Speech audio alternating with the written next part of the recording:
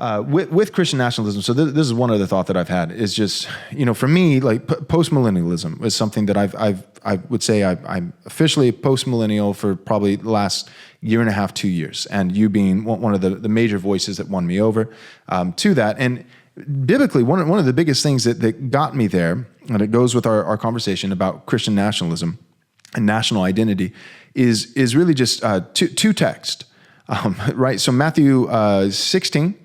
And or maybe 18, and then Matthew 28. So the Great Commission, all authority, in heaven and earth has been given to me. And then we see, maybe 4 commandments, but really just one commandment, which is to as you go make disciples. And how do you disciple them? You disciple them by baptizing them and teaching them to obey all of Christ's commands, all of Christ for all of life, right? The whole counsel of God for the whole of human life, obeying commands in every single realm of human society, human life. And so that's a Great Commission. Which absolutely, if we follow that, if we obey every single one of Christ's commands in practical obedience applied to every realm, then that's going to have an effect, implications for our role and responsibility as citizens, as national citizens. So then the only question at that point, which is why I mentioned Matthew 16, I believe it's 16, is will we be successful? In Matthew 16, Jesus seems to say that we will. I will build my church, and the gates of hell will not prevail against it, the gates being defensive. And so the church seems to be the battering ram, the weapon, the offensive weapon of Christ that he is wielding to ultimately break down the gates of hell. So that seems to say, okay, this is the Great Commission that's later given, Matthew 16. In Matthew 28, we have the command. In Matthew 16, we seem to have the promise that it's going to work. So for me, it seems like most of the Reformed-ish, some of them are Reformed, some of them maybe just more Calvinistic, but the Christians that I speak to, they all agree in theory about this Great Commission, and that, yes, it has a civil application or civil implications. If we teach Jesus to obey, or we teach disciples to obey all of Jesus's commands in every realm of life, it's going to have an effect. And especially when we cross-reference that and pair it with Paul remaining in the station that you were in when the Lord called you, like governors are going to get saved, or the jailer, Philippian jailer is going to get saved. People in positions of government are going to get saved. And then we're going to disciple them to obey Jesus' commands as they apply in that station, which means they're going to have to legislate God's law rather than man's law, all those kind of things.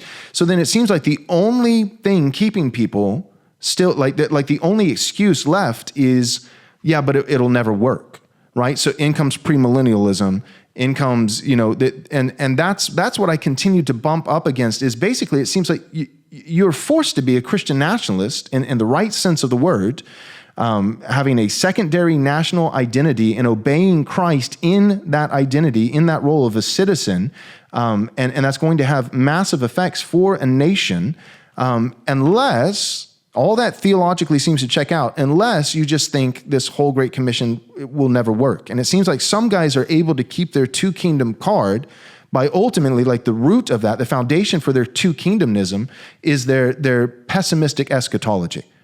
Can you help me with that? Am I thinking on the right track? Yeah, I think a conservative Christian who loves the Lord, who's not post-mill, could listen to us talk about what we think it ought to be like, and they could agree that would be wonderful if it could happen. Mm-hmm. Okay, if that were to happen, they would be delighted. They just don't think it's going to happen. Mm-hmm. And so my question to them is, how much of this not going to happen is caused by you being right about the eschatology, and how much of it is a self-fulfilling prophecy? Right. So you've probably played for athletic teams where you were on a team, or you played a team that went into the game absolutely convinced that they were going to lose. And one of the consequences of that is you don't play well. Mm-hmm. It becomes a self-fulfilling prophecy. Oh, we'll never beat these guys. And because you're convinced that you'll never beat these guys, you don't. So I'm convinced that looking at North America and the millions of evangelicals who are here,